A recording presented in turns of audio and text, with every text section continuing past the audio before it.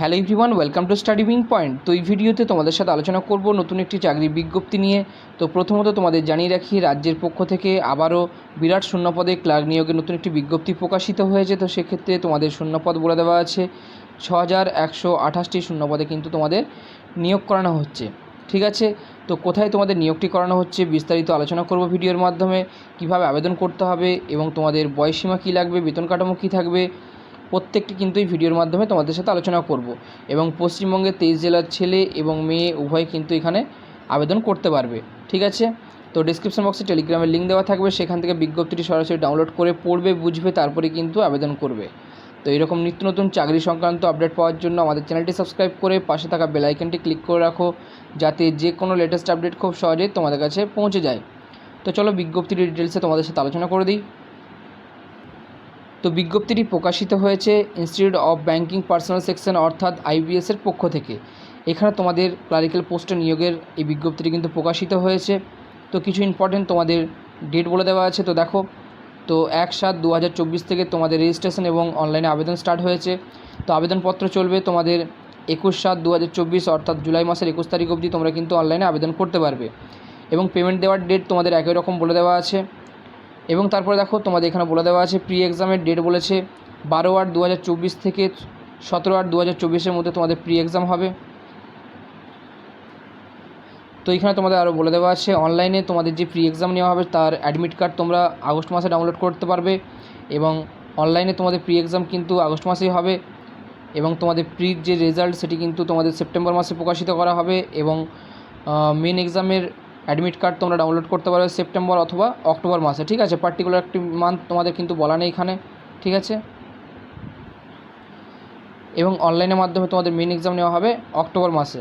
ঠিক আছে, তো এখানে তোমাদের বলে দেওয়া আছে চাকরি পেলে তোমাদের কোন কোন ব্যাংকে নিয়োগ করানো হবে। তো সেক্ষেত্রে বলেছে bank of Baroda, Canada bank, Indian overseas bank, UCO bank, bank of India, central bank of India, Punjab national bank, union bank of India, bank of Maharashtra, Indian bank, Punjab and Sindh bank. ঠিক আছে, তো এইসব ব্যাঙ্কে তোমাদের কিন্তু নিয়োগ করানো হবে। পরবর্তীতে এজ লিমিট বলে দেওয়া আছে 1/7/2024 অনুযায়ী তোমাদের বয়স কিন্তু হিসেব করা হবে। এবং 20 থেকে 28-এর মধ্যে তোমাদের কিন্তু বয়স থাকতে হবে এখানে। ঠিক আছে, এবং 2/7/1996 থেকে 1/7/2004-এর মধ্যে তোমাদের ডেট অফ বার্থ চেক করা হবে। এবং বাকিরা সরকারি নিয়ম অনুযায়ী যেমন বয়সের ছাড় পেয়ে থাকো, সেক্ষেত্রে তোমরা বয়সের ছাড় পেয়ে যাবে। ST/SC-রা 5 বছরের, OBC-রা 3 বছরের এবং PWD ক্যাটাগরি ক্যান্ডিডেটরা 10 বছরের। এবং বাকি সমস্ত দেওয়া আছে, তোমরা চেক আউট এখান থেকে করে নিতে পারবে। নেক্সট তোমাদের এডুকেশনাল কোয়ালিফিকেশান অর্থাৎ শিক্ষাগত যোগ্যতা চেক করা হবে 21/7/2024 অনুযায়ী। তো বলে দেওয়া আছে এখানে যে কোনো শিক্ষিত বিশ্ববিদ্যালয় থেকে যে কোনো বিষয়ে স্নাতক পাশে উত্তীর্ণ হয়ে থাকলে তোমরা কিন্তু এখানে আবেদন করতে পারবে। ঠিক আছে, নেক্সট তোমাদের এখানে স্ট্রাকচার অফ এক্সামিনেশান বলে দেওয়া আছে। তো প্রথমে তোমাদের প্রি এক্সাম নেওয়া হবে। তো সেক্ষেত্রে কী কী সাবজেক্ট থাকছে এখানে বলেছে, ইংলিশ থেকে তোমাদের 30টি প্রশ্ন থাকবে 30 নাম্বার, নিউমেরিক্যাল এবিলিটি থেকে 35টি প্রশ্ন থাকবে 35 নাম্বার, রিজনিং এবিলিটি থেকে 35টি প্রশ্ন থাকবে 35 নাম্বার। টোটাল তোমাদের 100টি প্রশ্ন থাকবে 100 নাম্বার, সময় থাকবে 60 মিনিট। ঠিক আছে, এটি কিন্তু প্রি এক্সামের ক্ষেত্রে বলে দেওয়া আছে।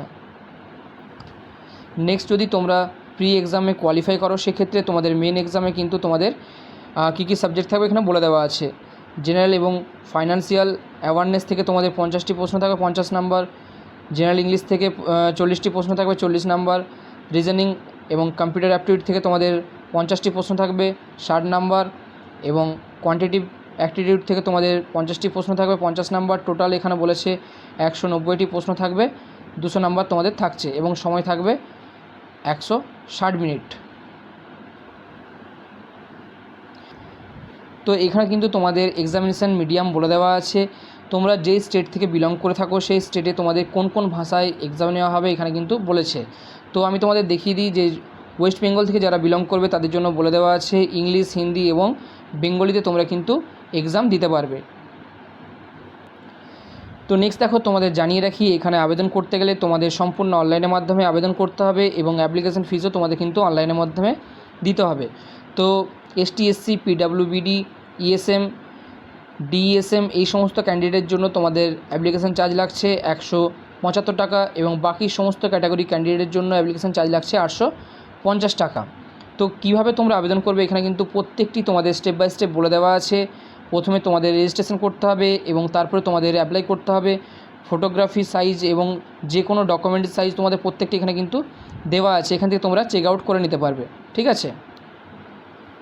তো এখানে দেখো তোমাদের বলে দেওয়া আছে প্রত্যেকটি স্টেটে তোমাদের কতগুলি শূন্যপদ, প্রত্যেকটি স্টেটের জন্য তোমাদের কিন্তু শূন্যপদ এখানে দেওয়া আছে, ঠিক আছে। তো দেখো আন্দামান নিকোবরের জন্য তোমাদের এখানে শূন্যপদ বলে দেওয়া আছে একটি, ঠিক আছে।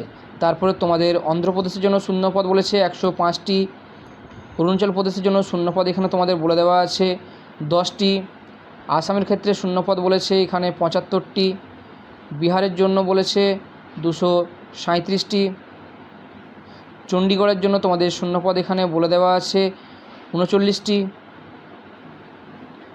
ছত্তিশগড়ের জন্য তোমাদের শূন্যপদ বলে দেওয়া আছে 119টি, দাদরানগর হাভেলির জন্য তোমাদের শূন্যপদ বলেছে 5টি,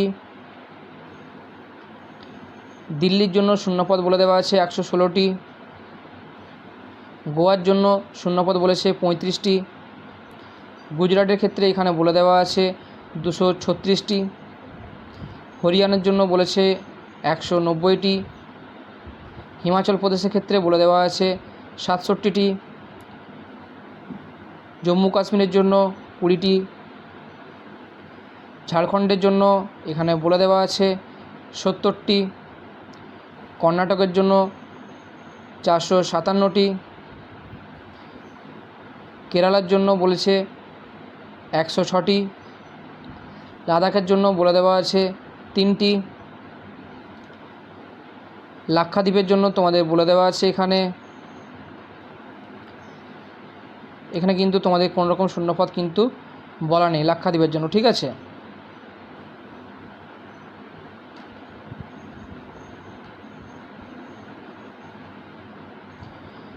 তারপরে মধ্যপ্রদেশের জন্য তোমাদের শূন্যপদ বলে দেওয়া আছে 354টি, মহারাষ্ট্রের ক্ষেত্রে শূন্যপদ বলেছে 590টি।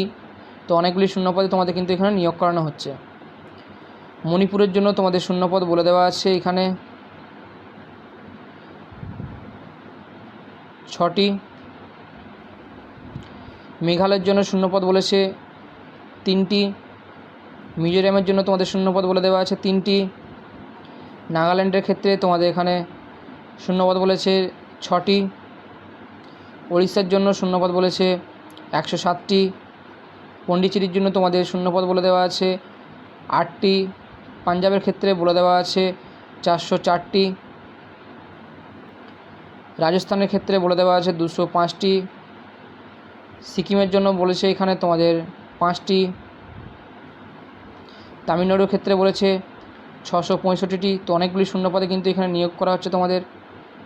তেলেঙ্গানার জন্য তোমাদের বলেছে 104টি, ত্রিপুরার জন্য তোমাদের এখানে বলে দেওয়া আছে 19টি, উত্তরপ্রদেশের ক্ষেত্রে বলে দেওয়া আছে 1246টি। তো অনেকগুলি শূন্যপদে এখানে তোমাদের নিয়োগ করানো হচ্ছে।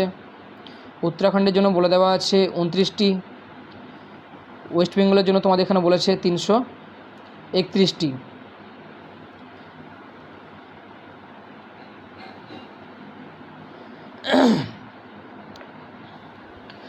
তো এখানে তোমাদের টোটাল কিন্তু 6128টি শূন্যপদে নিয়োগ করানো হচ্ছে। তো অনেকগুলি শূন্যপদে কিন্তু তোমাদের এই ভ্যাকেন্সিতে নিয়োগ করানো হচ্ছে, ঠিক আছে। তো বিজ্ঞপ্তিতে যে সমস্ত ইম্পর্টেন্ট তথ্যগুলি ছিল প্রত্যেকটি তোমাদের সাথে আলোচনা করলাম।